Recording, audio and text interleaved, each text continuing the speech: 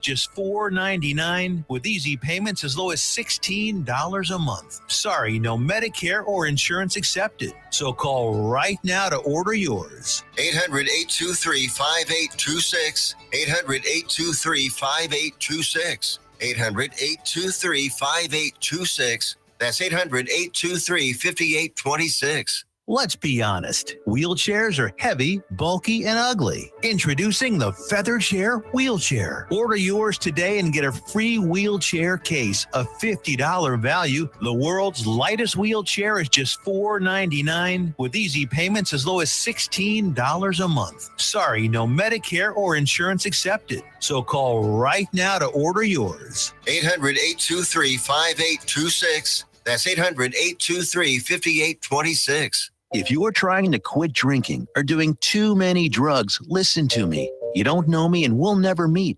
I had a problem like you once. I drank and used to party a little too much till it got out of control and almost ruined my life. I realized I needed help to fix my problem before it totally destroyed. If you've tried to fix your drinking and drug problem and you know you can't do it alone, you need to call the National Treatment Advisors. They'll immerse you into a 30-day program to replace your old habits with new habits and totally change your life. And if you have PPO private health insurance, the entire program may be covered. Fix your problem right now before it gets any worse. Get clean. Call now and learn more. 877-247-1581. 877-247-1581. 877-247-1581. Fast Track Student Loans can get your student loans out of default, stop any wage garnishments, stop collection calls, and stop seizure of your tax refund. Give yourself a break. Stop the stress and get your student loan payments down to as little as $25 a month based on what you can afford to pay. 800-709-4395. 800-709-4395. 800-709-4395. 800-709-4395.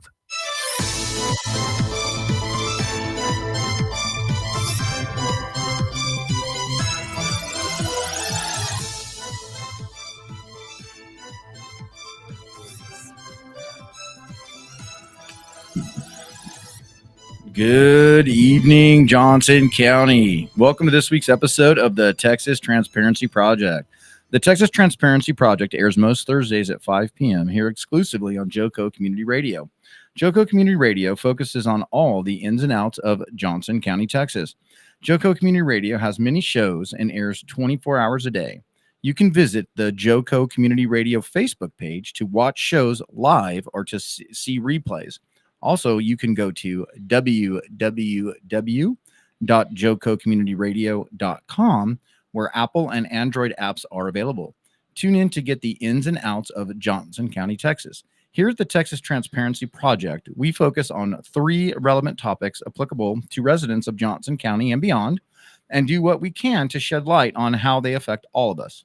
The 3 are federal and state politics, when they are applicable to us here in Johnson County, Texas local municipal politics, mainly county and city councils, and Texas school politics, specifically school districts, school boards, and school bonds. Regarding school districts, resources, and for helping navigating issues with local ISDs, we rely heavily on Families Engaged for Effective Education.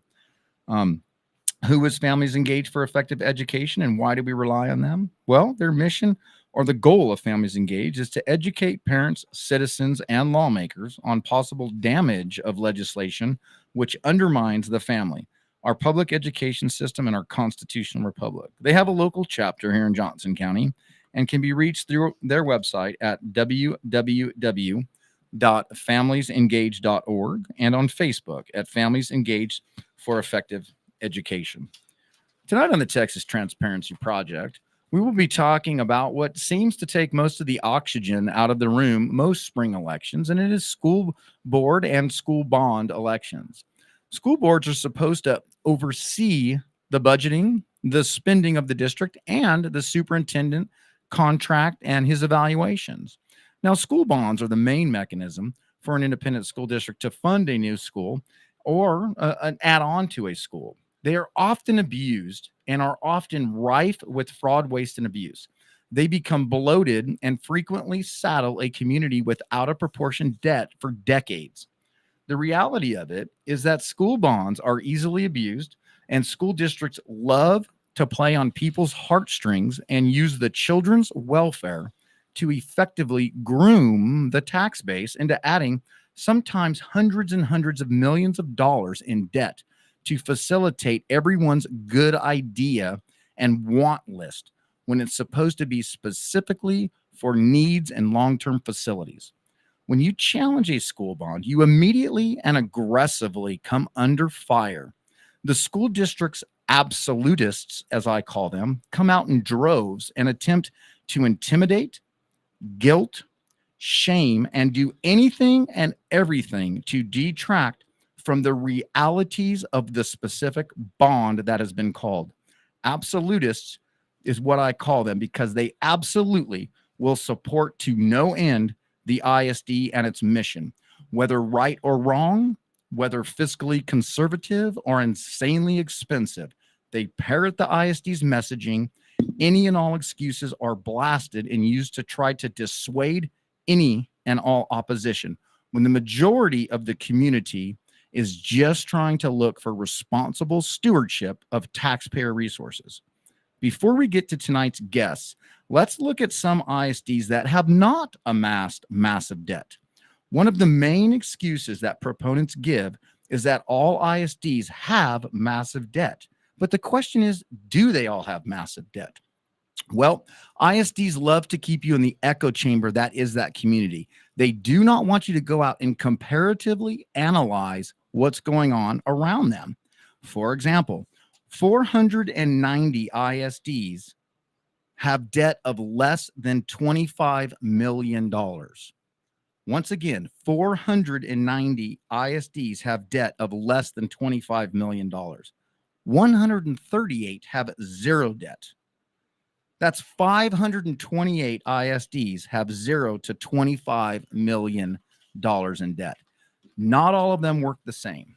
Now, on to tonight's guest. And we have a long docket of what we're going to discuss, but we are pleased to introduce first retired Superintendent Jerry Doherty, Granbury concerned citizen Monica Brown, Godley ISD School Board Trustee candidate Nova Olson, and Godley ISD candidate Don Corley.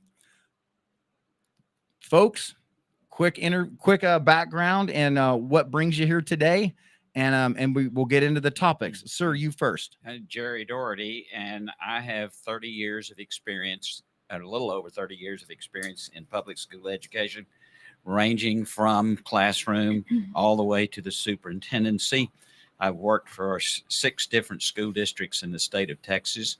I never worked for the Granbury Independent School District, but I've lived there for close to 30 years at this particular point. And I've had an opportunity to be involved in bond elections on a number of different occasions, some good, some bad. Fair enough. Ma'am. Okay, I'm Monica Brown, and I am a homeschool mom who came to Granbury to take over a homeschool co-op, private school model. And we had a robotics program, got involved with the ISDs by competing with them. I was volunteering in the library, and a trustee asked me to document what I saw. So I did. Next thing I know, I'm on a book review committee, which is known as the book review debacle in Granbury. 100 books put back that were sexually explicit by that committee. And I've basically been speaking at school board meetings for 2 years ever since. Fair enough. Miss Olson. I'm running for Godley ISD trustee place 1. And this is my second time running, and I've gotten involved because of the issues with fiscal responsibility and the issues with free speech at the Godley ISD. So Fair enough. Mr. Corley. I'm a retired Air Force training manager. I have over 40 years experience in designing, developing, and implementing training programs for military and private industry. I got involved with the school bond issue simply because of the apparent cost overruns, the waste of funds. I've also I've looked at the free speech issue that Nova talked about. Fair enough. So Before we start tonight, I want everybody to take a moment, all the listeners and you four here, and let's take a moment and step back and think about the school district that you're from. What did the classrooms look like? What programs did they have? How was the education? How were you taught? What do you remember? What did you take from that experience? What do you look back on and remember? What was important to you as a student? What did you carry to today's world? And what takeaways do you have from that? The reason is I often feel that today's adults and parents are leaning into and focusing on stuff that makes us as parents, it embellishes our needs, our wants, our egos, and these school districts are becoming idols for us to live through the experiences of our children. I agree. And the true mission of the schools is education. 4.002 Texas Education Code clearly states that the academic goals are exemplary performance in English, social studies, science, and math. It's just that simple. And I think that I think that if you can step back and remove emotions from it, you can really look at how this is getting out of hand. So anything, sir, anything that I said incorrectly about how I represented bonds and how they can be abused, was it fair to say that that's pretty accurate so far? Yeah, bond elections are probably more frequently abused than they are presented straight up, because bond elections, in my experience, are supposed to represent what the school district actually needs. All too often, this bond election is for monument building, as I call it, where somebody's seeking to have a facility named after them and they need the funds to build the facility. The other is through its purpose is sometimes resume enhancement, whereby the superintendent is seeking to advance his career to a larger school district. That's a circumstance that we have apparently in Granbury at the present time. Our superintendent has already been applying for other jobs in districts that have multiple high schools, and a successful bond would enhance his resume to that end. Absolutely. And you see superintendents that are on board of directors all over the place. It's definitely a problem. So Texas Education Code 45.001, it's bond and bond taxes. This is the main rules in it, and this tells you what bonds are for and how the money can be used. So bonds are for the construction, acquisition, and equipment of school buildings in the district, acquisition of property or the refinancing of property, the purchase of necessary sites for school buildings, purchase of new school buses, retrofitting of school buses with emergency safety and security equipment, the purchase of retrofitting of vehicles to be used for emergency, safety, and security purposes. That's A through F, what bonds are used for. Everything else is an add-on. So they must be voted on by all. 45.003 says that a school board will call an election and it will go to the voters. So the voters are the ones that decide on this. You can't use maintenance and operation taxes. The school district cannot use maintenance and operations taxes. They must assess a different tax called an interest and sinking tax. And there's a lot of questions about whether or not, and this is in Miss Brown, is Granbury ISD maxed at 0.50 interest and sinking debt? Do you know? I actually can't answer that. Okay, fair enough. Jerry might be able to. Are they at 0.50? No, they're not at that point at this time. Okay. So Joshua has 4 propositions on the ballot. They're talking about going up to 0.50. Godley actually is bragging about, we're already capped. We don't have to worry about this going up. I want everybody to familiarize ourselves with Texas Education Code 45.0031, which is a limitation on issuance of tax-supported bonds.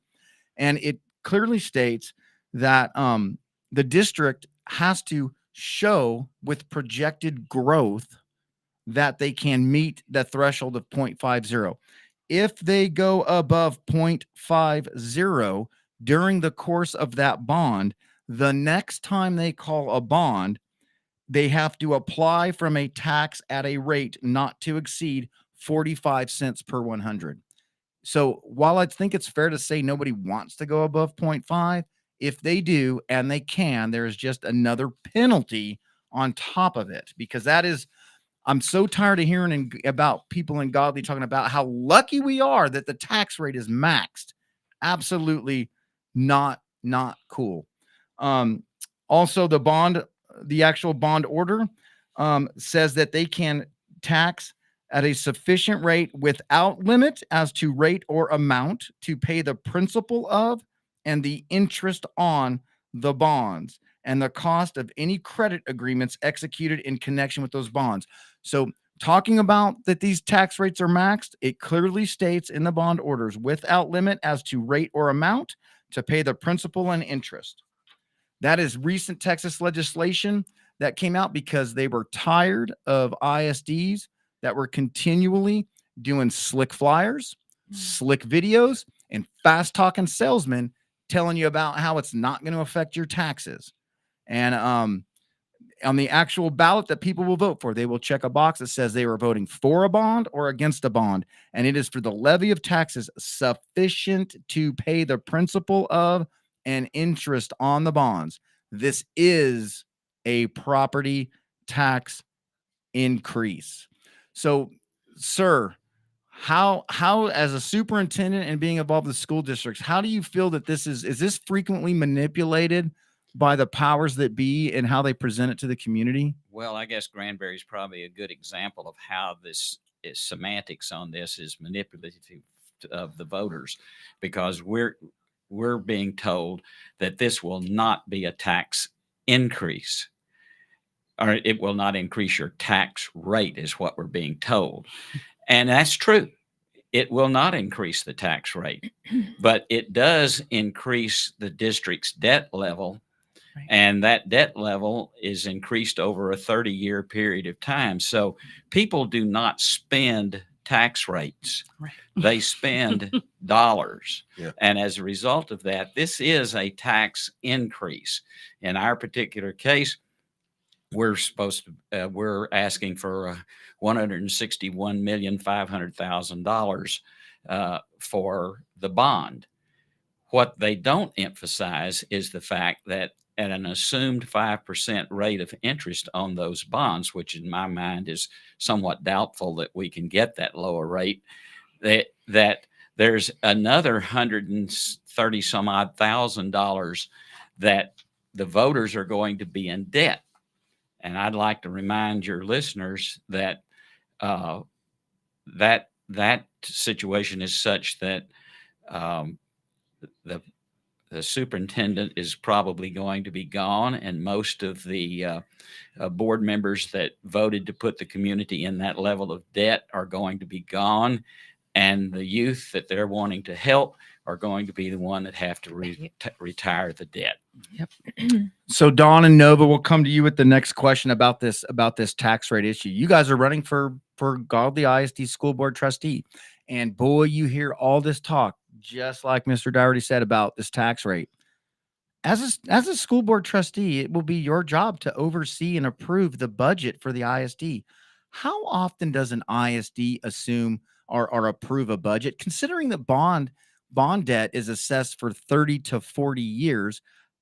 Let's say that we assess a bond tomorrow and it's a 40-year bond. Godley's is 39 years, according to the mortgage calculator or the loan calculators. How many times in 39 years, if you're on a school board that long, will you approve a budget? 39. Once a year. Yep.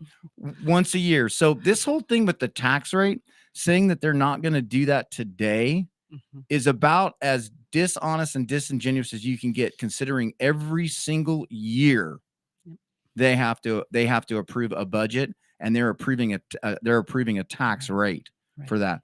Ms. Brown, how do you feel about that? And have you seen these problems come into that? Oh, yes. And I'll say the wordsmithing is astounding. It's very clever, because if you go to the Granbury Independent School District website, it'll say this is not a tax increase. Mm-hmm. It is a property tax increase, as it says on the ballot language, and it's likely the rate will go up within about a year if it passes. So it's very they'll be able to go back if you accused them. Oh, we didn't say it was not a property tax increase. We said it was not a tax increase. Well, it is a property tax increase. It's worded that way, and it's overboard. And we have other things in our county, in our city, coming at us in addition to this, and they're not taking that into account. So they're not the only taxing entity in town. So Right. it's far out of order. How did you navigate that with the bonds that you called, sir? Did you have pressure? Did you work with architects? Did you work with developers? How did that conversation behind the scenes go in talking about how to communicate with the school district, and how easily is it potentially abused? Well, frequently the architects are very instrumental in helping the superintendent and the board try to determine what the dollar value is of the things that they want to do, if that involves construction. Now, with school buses and things of that nature, it's pretty easy to go out and talk to the manufacturers and see what the real cost is going to be. But it gets manipulated in the sense that there are items put into the budget that are so general in nature that you have a lot of wiggle room that gives the board and the superintendent an opportunity to basically do pretty much anything they want to with what they've asked for. I'll give you an example from our situation.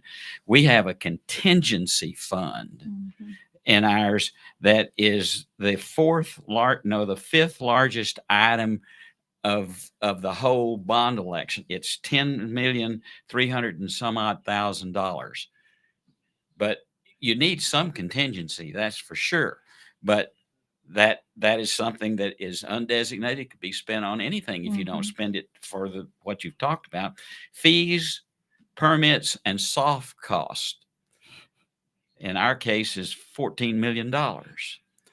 There's an item in there called instructional technology that amounts for almost $6 million. And you add all those things together and it comes up to roughly $30 million of $160 million bond election. That's almost 20%. That's ridiculous. But it's not uncommon in schools that are looking to the public to give them. Do you feel that's an honest way of communicating with taxpayers, or not an honest way? No, I think it's highly manipulative, and it's intended to be. Well, I wish that we could sit here and talk about that type of stuff with Godley ISD's bond. However, they chose not to line item the majority of their bond. So you can only look at the total cost for an individual item, and it doesn't break it down. So Miss Olson and Mr. Corley, you guys are running for trustee. If this bond doesn't pass, at some point they're going to be calling another bond. How would you go about the process leading into a bond and before you would support a bond? Now, Kayla Lane sits on the school board now. She did not vote to call this bond. She was unhappy with it. How would you, if elected, do things differently? And what would you require, not require, et cetera, to close all this looseness up? You want to go first, Mr. Corley? I would go and vote for a bond if it had a line item separated by cost and right next to it, the interest rate. I want to know how much of those items are going to cost and what interest are we going to pay. If we have a $365 million bond, I believe it is.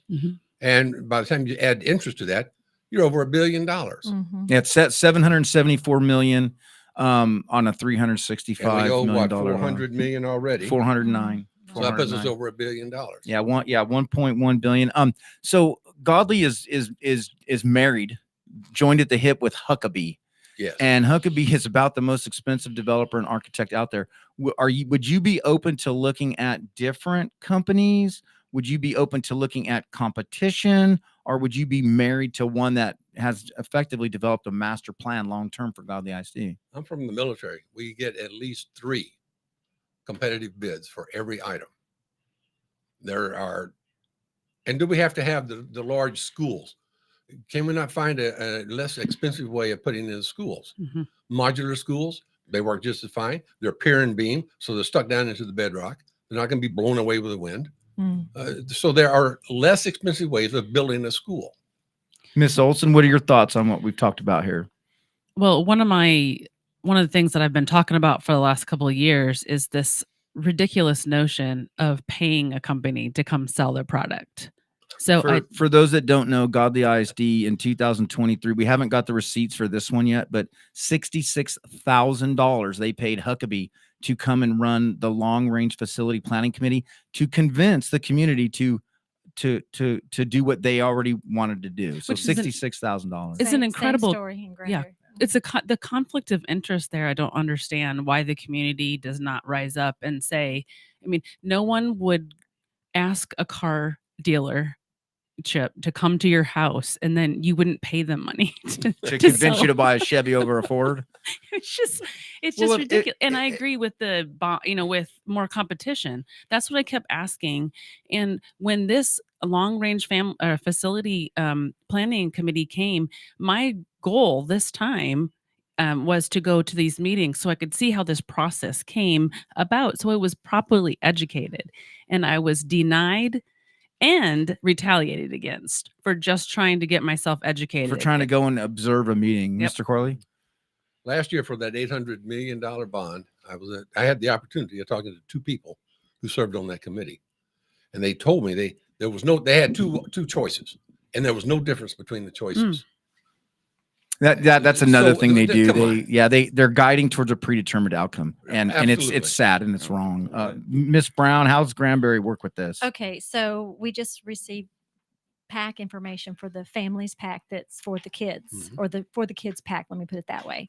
And on there was a donation of $5,000 from Stantec, which is the architect firm that's been brought in. So we haven't looked to see how much he's been paid to consult all this time, but now he's literally put $5,000 in to promote to the people of Granbury his product. And just a side note, plank number 92 on the Texas Republican Party plank says bonds lead to bondage, and it says all bond issues should be approved by a 2/3 majority vote. So none of this 50 plus 1, and a minimum of 20% of all the registered voters should cast a vote. So when they call a special election like this, it is a move to try to get the bond passed with the least amount of input.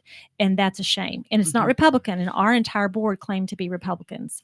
So they're not really following this guideline. It's not a law, but it's a guideline that's all across Texas that we need at least 20% of all the registered voters to cast the vote. Any special election ignores that. It's funny you should bring up the pack, and we got about a minute and 30 seconds until our first break here. I'm going to talk about the Vote Yes Godley ISD bond pack. So these numbers are as of February 24th, 2004. The pack from the last bond election in 2023 has not been dissolved. It is still there. So the pack received 4 contributions: $5,000 from Huckabee and Associates, $2,500 from Huckabee Architects, $2,500 from, I'm going to pronounce this wrong, Joaris General Contractors, and $1,000 from Gallagher Construction. So $11,000 came from construction or architectures or design firms. They had one payment. So they're sitting on $6,000, about $6,500. So count on the Vote Yes Godley ISD bond to have plenty of signs and media marketing. Right. But guess where their one payment went last bond election? Just anyone want to take a gander? To somebody that's currently running for school board named Jeff Neal, who received $2,496. Now, this is at transparencyusa.org, and this is current as of February 24th, 2024. So $2,500 went to Jeff Neal, and $11,000 came from architectures, design firms, and construction companies. So hopefully he got his money worth in signs, or however he marketed that bond. And I know he was driving people to vote last time. Maybe it was gas money. I don't know. But it is what it is. We're at our first break.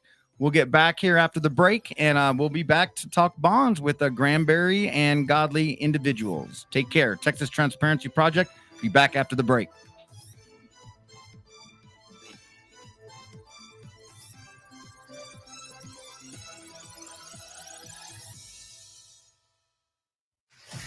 Attention all business owners and creative minds. Do you need a unique and personalized touch for your products? Look no further than Romika Laser Engraving and Custom Designs. I'm Ron Phillips, co-owner of Romika Designs. We offer custom laser engraving services for a variety of products, including promotional items and corporate or personal gifts. With state-of-the-art equipment and a team of skilled designers, we can engrave intricate designs on virtually any material. Whether it's a special message, a company logo, or a custom design, Romika Laser Engraving will help you make your mark. And the best part, our prices are affordable and our turnaround time is quick. I couldn't be happier with the work Romika Laser Engraving did for me. The engraving on my product was precise and exactly what I wanted. So don't wait any longer to add a personal touch to your products. Call Romika Laser Engraving and Custom Designs today at 817-400-4040 or visit our website at romikadesigns.com. We look forward to helping you make your mark.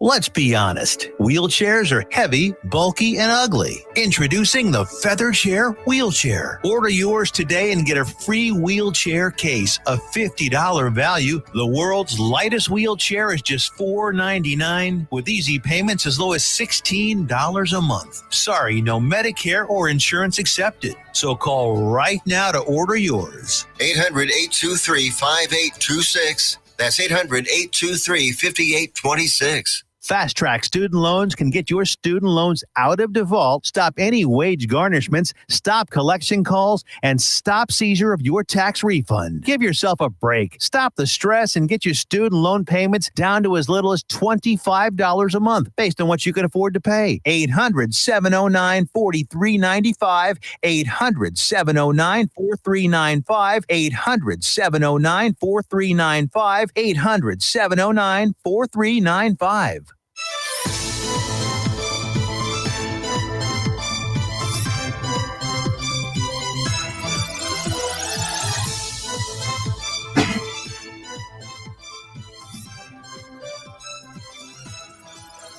Welcome back, Johnson County, the Texas Transparency Project.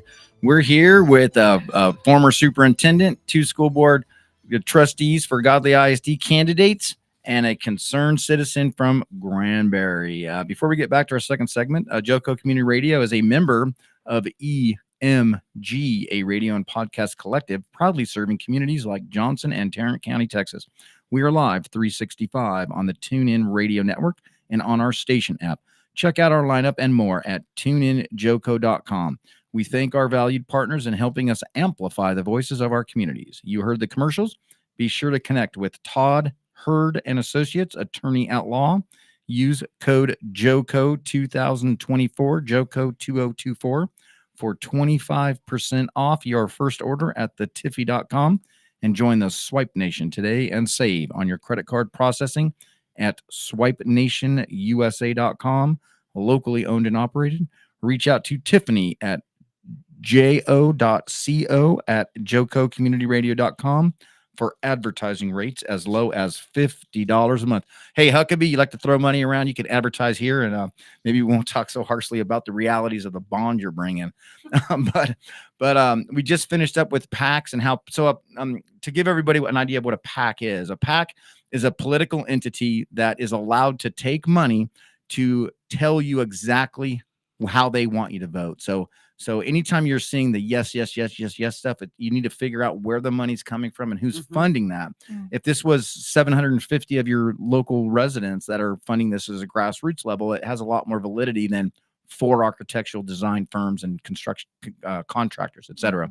So, Mr. Doherty, you wanted to talk a little bit about the options. So during these long-range facility planning committees and during this planning process, the district and the community, as they approve this, are really not given a lot of options. Can you walk us through how we get from needing to expand schools to these massive bloated bonds of these crazy, super fancy schools that are just crazy out of control? Well, the fact of the matter is using Granbury as a specific example, there are options to resolve any classroom shortage situation that we might have presently. But in the strategic planning situation, which I was involved with, when those options were brought forward, the superintendent would not entertain them. And when they were discussed in public situations, the board president repeatedly rejected the notion that we could consider those kinds of things as a solution. So without options, then what are you left to do what it is that they want to do at the price that they want the public to pay. That's true. Folks in Granbury need to know that there are other ways to do this. They're just not being put forward. And even if you want to do, is it fair to say that there's less expensive ways to do it? Oh, yes. The gentleman from Godley mentioned the fact that there are various kinds of construction methodologies. I've tried to talk to the architect firm involved in Granbury about the possibility of considering precast concrete or structural steel as opposed to brick and mortar. Oh, the kids cannot go to a school with that. They cannot. We cannot do that. Yeah, there's no. I understand that's really substandard stuff as far as it's concerned. But it was good enough for my church. There you go. There you go. So, Well, I was going to say that in Granbury, there is an administration building they're using for administrators that was a school with the capacity of up to 600 students. They've decided not to use it for any children at all. It sits on a 7-acre property. Granbury also has, they've been giving us numbers about growth that actually are not factual. So there's a problem with the numbers. We were at a school board meeting on Monday night, and they said they were going to move the only school that has overcapacity. I think that's called Bronner. And they said they would move 150 students to another school that's under capacity, but they won't do it until next year. Why they won't do it right now, I don't understand if they're uncomfortable. But their numbers are, if someone will go to GranburyConcernedCitizens.com, you can actually see the numbers based on facts, which will help you understand that we're not over capacity. Our enrollment isn't where they say it is. so that's a good point for those listening and concerned with Granbury's bond and their election coming up. www.GranburyConcernedCitizens.com is a grassroots site where that sheds light onto this. Yes, all kinds of facts and details. All right, and Godly Patriots on Facebook group and Texas Transparency Project Facebook group can provide information on Godly's bond. Mr. Corley, what are your thoughts on mitigating some of these costs and how this process works? And would you be, if elected, would you support an overwhelming emphasis on mitigating costs without sacrificing quality and not saddling the taxpayers with this kind of debt? Absolutely, to 100%. We're told constantly, in the next 5-10 years, there's going to be 1,000 new students, hundreds of students going to flood Godley, Texas. The latest reports on ADA, which is the average daily attendance, the numbers went down. We went and in Johnson County, since 2021, taxes went up 12.3%. Last year, 16.0. We can't sustain this amount of taxes. So we have to come up with good, solid plans for solid. I went to high school, junior high school, in a building that was 45 years old. And in South Texas, the work groups came in the 20s and 30s. They built these school buildings, and they all looked like the Alamo. They had that little round top on them. Mm-hmm. We had no air conditioning. We had nice, solid wooden floors. Mm-hmm. And we had windows that were probably about 7 foot tall. We learned. Teachers taught. Yes. And I think that gets put in that side.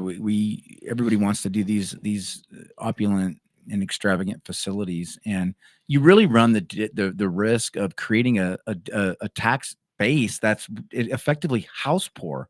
And then you worry about how, because there's only so many taxes that you can pull from individuals, and how, I think about how are they going to manage teacher salary and cutting edge curriculum down the road and things like that when you're saddling this kind of debt. Miss Olson, what are your thoughts on that? If elected, how would you manage some of that? Would you prioritize teachers over facilities?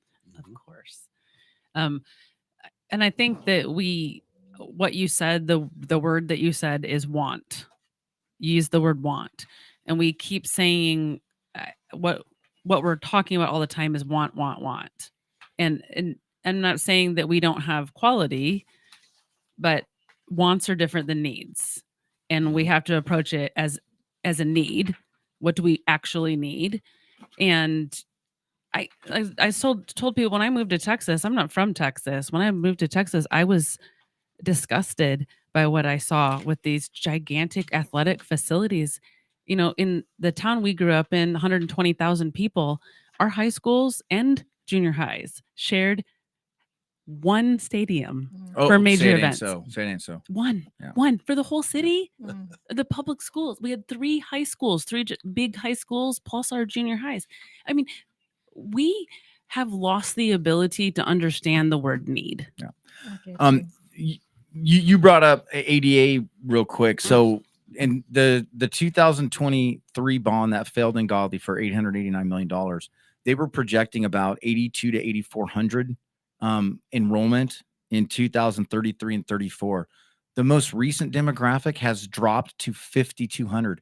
That is the amount of the entire school district population right now. Poof, gone in a year.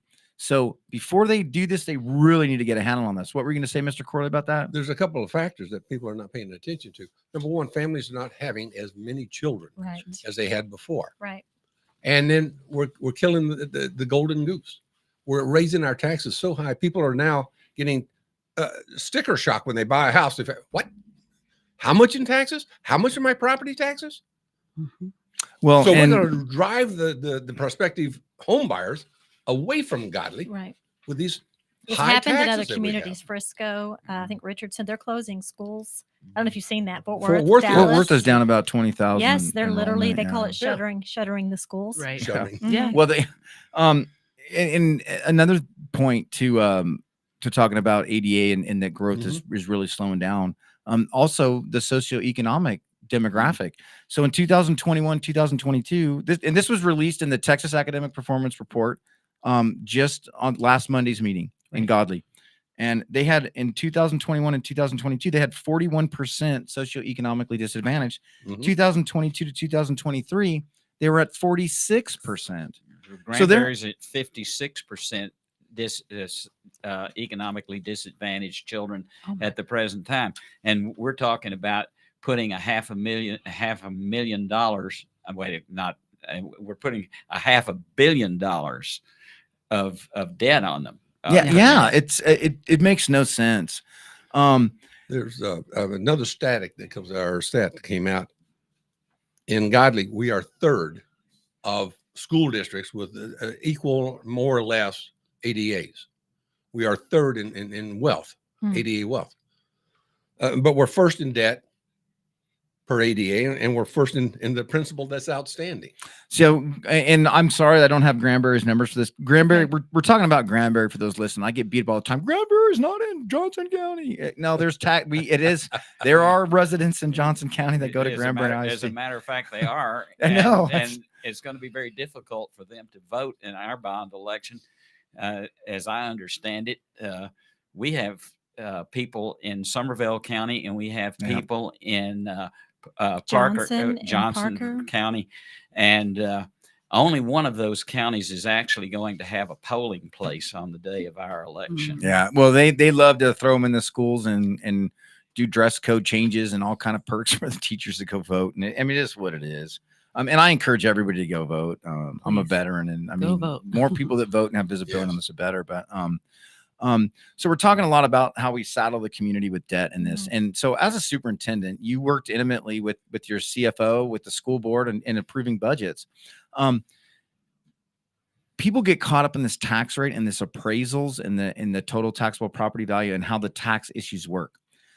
The reality is, if the ISD's budget goes down and appraisals go up, is it fair to say that people will pay less taxes if the budget goes down? Is it more of a budget issue or a property value issue in the increasing costs that the school takes? Well, from my perspective, it's actually both of them, as opposed to one or the other. And so, but if we're going to have a circumstance that the public can support and that is affordable, then you need to be scrupulous about your line item budgets all the time. And you don't need to be so enthusiastic about how much appraised values are going to increase to help you finance what it is. See, we've got big assumptions in Granbury on what the increased assessed value is going to be that helps undergird the notion that we can afford this. It's an assumption. Well, Godley's factoring in 25% total taxable property value increase every year to fund a 39-year bond. That's insane. I don't have the percentage, but ours is predicated on the notion that we will have $500 million increase in property value assessment for 5 consecutive years. But it is fair to say that if ISDs could reduce their budget, you would significantly reduce the tax burden of the individual property tax owner. Sure. Okay. Definitely under the maintenance and operation aspect of Absolutely. the budget. Absolutely. Another way, so I want to talk about this. So in May 2021, Godley passed a $168 million bond.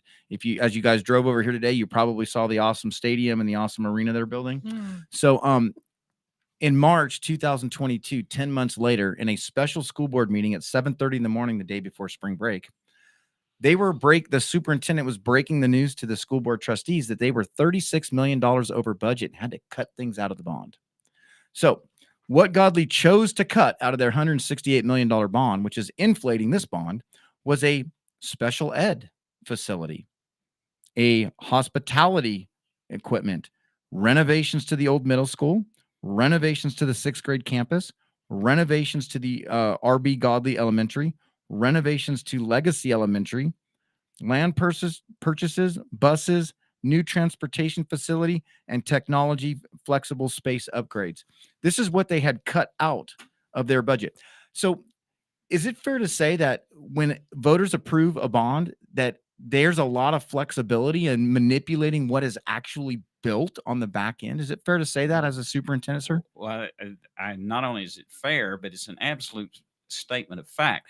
They can tell you when they're trying to get your vote that this is what we're going to do. They don't have to do any of that.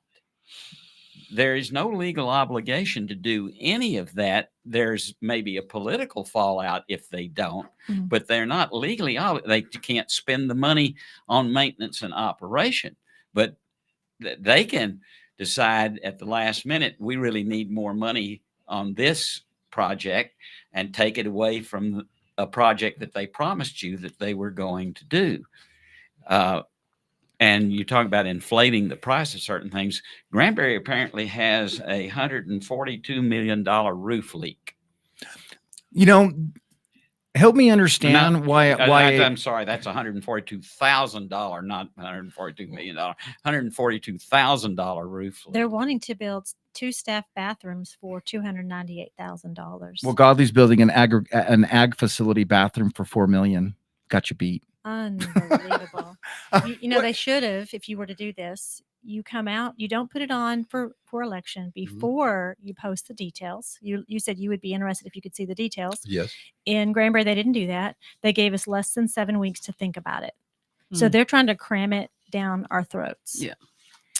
That's the way they do things. Yes. And they're hoping that they can persuade their people to come out and vote for this. And I want to see math and history teachers come and say, you know, first of all, does this math line up in history? Does this honor tradition, history and tradition? Because it That's a doesn't. good question. Where are those people? I'd like to hear them stand up and demonstrate this math for us and why it's right. And then look at history and go, is this how we built a great nation? It's not how we did it. Well, I can't get, you know, I'm originally not from Texas. I got here as soon as I could, but I mean, I'm from Welcome California. to Texas. And so I'm from California, and I was a military brat, so I've lived all over. And I mean, since 2015, I went from the state of Washington to Oklahoma, Midlothian, Texas, 2 places in Colorado, Godley, and now I live in Joshua. Been all over, had my kids in a lot of schools. And there is something wrong in Texas. There's something righteously wrong in Texas where people are conservative in every aspect of their lives, except when it intimately affects them in their schools, and they become hardcore, big spending, overtaxing, crazy liberals. And I don't understand it. And they hang their hat on this. And the reality is people that are as anti-bond as you can get are not anti-child or anti-best for what's best for kids. Right. But they're looking at the bigger picture and not narrowly focused with blinders on to use the kids as a vehicle to guilt and to drive this narrative that you have to overspend. And was there pressure from developers to do that? I mean, is it as bad as it seems from that? You know, here again, Godley doesn't let the public go to these meetings. They hand select a bond committee that is designed to get a predetermined outcome, and they hide all this from the community. And we literally, in Godley, got this for a $365 million bond. This is it. And this was only briefed at a brief, and this was a screenshot off a screen. You can't even find this on their website. Wow. Is there pressure to do that from the developers? Do they guide down that road? Or not discourage it at least? I don't get the sense in Granbury that we're being pressured by developers. Now, okay, that's good to hear. That I'm not in the right circles to see that pressure, but I'm not getting that particular sense. I personally think we're being driven right now by what I referred to in the past, and that's monument building and resume enhancement. Yes. And we're being told these are needs, when in reality there are a few needs hidden among a whole lot of wants. Right. Agree. 100%. Well, and I'm sorry to say, but a TCU inspired sunken basketball arena for Godley was not a need, but maybe a special education edition was, and a massive football stadium with huge GHS colored seats. That was inspired by TCU with a 2-story covered walkway. That was not a need, but maybe renovations to your, over 100-year-old original school was. Back to the roofs. I look at maintaining roofs as a maintenance expense. Exactly. And that's the reason I'm stunned that we're having to put in a bond election to repair a roof leak. Right. Yeah. I know Joshua, they had a failed bond last November, and their failed bond had roof leaks in it. And that was one of the big problems the community had with it. Now they're actually suing their insurance providers for not dealing with hail damage, doing it correctly. And it's not in this bond. Godley also wants to do HVAC repairs in it. And that's another thing that's a cost of doing business. That's a maintenance and operation. Right. Nova and Mr. Corley, how would you guys be would you guys be pro doing maintenance stuff for a bond? Of course not. I mean, it appears to me that ISDs have become profit centers rather than cost centers. So when you're running a profit center, you're trying to get as much money as you can into the system. And if I was back in the Air Force and I told the big general, I said, well, I need $5,000 to maintain this, whatever it is, he would kick me out of his office if he didn't put me in jail for trying to steal money. I mean, the cost of doing business is exactly what you said. It's the cost of doing business. That comes, you get state funds, you get this funds, you get that funds. You're taking money out of people's pockets for your taxes. It's horrendous. Well, they just bragged about how they replaced the turf at Godley High School. Yeah. That turf was bought on a bond in 2015. And here again, in a 2021 bond, it was replaced. So you're still paying interest on that. Now you're paying it on a second one. You're going to be paying it on a third and probably a fourth before the first one's paid off. Yeah. There is some serious just idiocracy in how they are financing stuff that doesn't have a longevity to go down these roads. How did you navigate that as a superintendent, sir? Well, I hope that I didn't navigate it with idiocracy. I do have a point to add to that, and we have an item in ours, which is an others item, that says security, $2,500,000. Now, they don't tell us what they're going to buy, but I'm concerned that we're in a situation right now that there must be some deficiencies in our security that we need $2,500,000 to retrofit the security situation. The other point I would make, we have only one proposal. It's a take it all or lose it all. Yeah. People don't like to vote against security. Nope. And that's why it's here. But They could have broken that out Yep. and made it a separate proposal where I could have said, yeah, we need the $2,500,000 for security, but we don't need $60 million for a new elementary school. Right. Right. Or 88 for a new elementary school in Godley.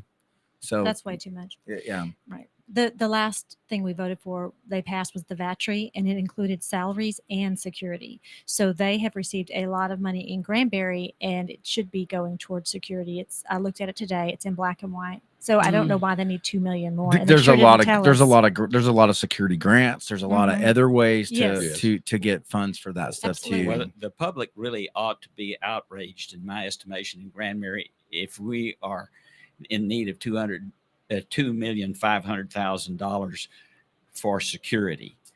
We ought to already be there. Yeah, are you trying to say that the children aren't safe already in Right. the district that I you're? don't- Yeah, I mean, I don't get the sense that they are unsafe, but they want $2,500,000, and that's one of those items where what are you gonna really spend it on? Right. Sure. And that's a trust issue. Mhm. And frankly, in Granbury, we're in a posture where the superintendent and the board, for a whole variety of reasons, have lost Yes. public trust. Well, compensation. You mentioned your Yeah. superintendent, our superintendent. Both of them make more than the governor of the state of Texas. Yes. Something wrong with that. yeah, there's something wrong, and that's another issue with schools and their funding is the way administration's bloated out of control compared to enrollment in Right. teachers. Mr. Corley, Chris Olson, he's running for place 3. yes, Godley against Jeff Neal. ISD. Yeah.